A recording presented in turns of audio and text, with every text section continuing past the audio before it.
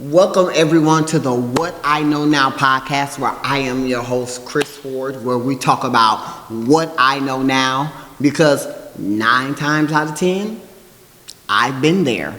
So let's get into it. Strategic disengagement just rolls off the tongue. Okay, so strategic disengagement is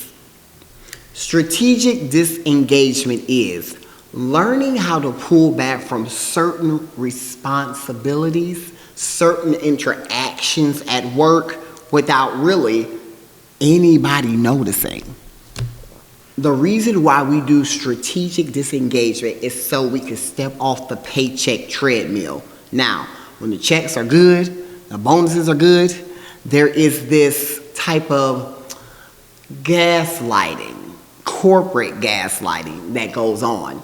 A lot of times, if you're dealing with a great manager, someone that is very in tune with their people, they can tell when a person starts to do a little bit of strategic disengagement, where you're not as responsive in meetings, or you don't really care to volunteer for a lot of things anyway. So how do we do a lot of bit of strategic disengagement where even some of the best managers won't notice? Well, that's what we're here to talk about. So strategic disengagement, slowly shifting your focus from the job over into your business. You want to be able to shift the focus from the job into your business without burning bridges or burning yourself. Now, a lot of times you want to tell that bridge, burn, baby, burn. But sometimes you're going to need the bridge a little bit longer than what you anticipate. Along with strategic disengagement, you have to manage your energy before the launch. With there being so much buildup, so much anxiety, so much anticipation, sometimes the mental clarity may not necessarily be there. You may find yourself crashing out. To the nurse that I crashed out on, I was just very stressed, and, you just have to stop coming at people like that, but you know who you are. I myself have even crashed out on people at jobs just by being stressed, overwhelmed, tired. These are things that happen. Before the launch, you have to manage your emotions. This is why it's very necessary. It protects your health. You maintain financial stability. You don't want to be your own Achilles heel. You don't want to become your own worst enemy.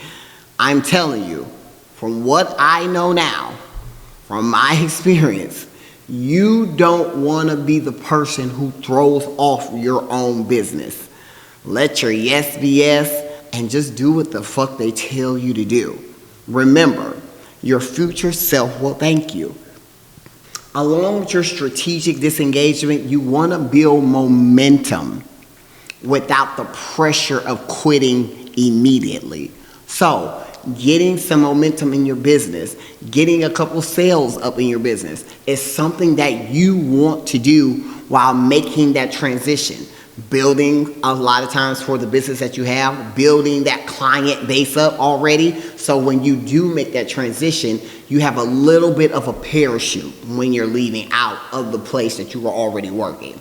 So how do I put this into practice? How do I shape strategic disengagement? Set boundaries at work. Boundaries, my favorite B word. Automate or delegate small amounts of your business prep. Now, for example, something that I did when I was getting ready to go into my business was I hired an assistant.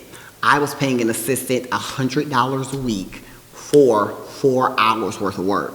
Now, when you don't have a lot going on in your business and you just have a checklist of things that need to be done, 4 hours of just focusing in on things that you need to get done for $100, $25 an hour at $100, for somebody that's in high school or somebody that's in college who has really nothing else going on, that's pretty good money for something that they're probably just going to hammer out what would normally take you hours to do because you have other things to focus on. When you can get one person who can do something like that for you and just really focus in on it, it makes you more productive. So automating some of what you have to do while you're working but still transitioning out, you can pass that off to somebody without totally breaking the bank. So there is a place where strategic disengagement does come to an end. How do you know when strategic disengagement is over? Signs you're ready to cross over into that business or coming very close. You hit your savings target goal. Consistent progress on your business and your goals. So, are you making progress? Are you tracking the progress that you're making? For example, you wanted your LLC done within 2 to 3 months. You get it done in that second instead of that third month. Something totally done. Do you have the lawyer contacts, the tax expert contacts? You may not necessarily be using them, but you have in mind who you would like to use. Whether it be somebody down the line, whether it be somebody that you're using right then and there, but you already have started building those contacts. If the business that you have requires that it become a brick and mortar, or do you have the website set up? Do you have the business account set up that all this money is going to start going into? When you have these foundational check marks, these are proper signs that your strategic disengagement from work is getting ready to come to an end because you are getting ready to transition into your own business. So while you're getting ready to transition into your own business, you're still bringing in this income from this job. And depending on what business and how quickly the return, you may be bringing in money from your business already.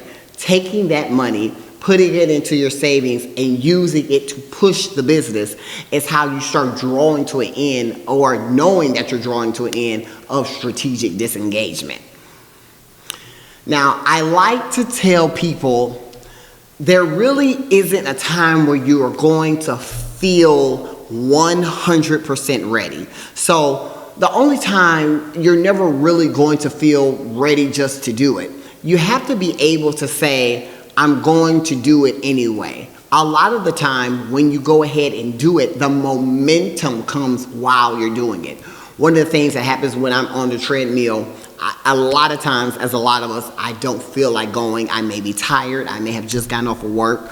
Or it may be one of those days where I decide to work out twice, once in the morning and once in the evening, depending on where I'm looking to get those goals. And for all of you that are following me, hold on, because we got some goals that we're going to go over as it pertains to fitness. But depending on those goals, I sometimes will go twice. Whenever I do that, the momentum usually isn't even there, but usually comes 10 to 15 minutes when I'm in that environment. The same thing goes with your entrepreneurship. You're never going to be 100% ready to do it. You're always going to be a little bit apprehensive. So don't wait for the 100% I am ready. Even if you are 70% ready, the 70-30 rule in business. Be 70% ready, because 30% is going to come from other outside sources. You're going to meet other people who are running businesses just like you. People are going to fall off. Other people are going to come in. Allow other people and other experiences to be your 30%. 70% in the entrepreneurial world is wonderful. Always allow yourself that 30% to be teachable, trainable, and flexible. Maintaining motivation. Now, motivation isn't really something that is real, because a lot of times I'm not always feeling motivated. You want momentum. You want that cause to move. We want movement. You want action. But for lack of having that motivation, keeping that motivation up, or keeping that momentum up. How do you keep the momentum up? Celebrate small wins. Now, celebrating small wins is something that is even still new to me, because I'm one of those, unless we won a championship, the season was all bullshit. That's not necessarily always true. The season shows you progression and shows you where you are and where you also need to improve and where you have improved at.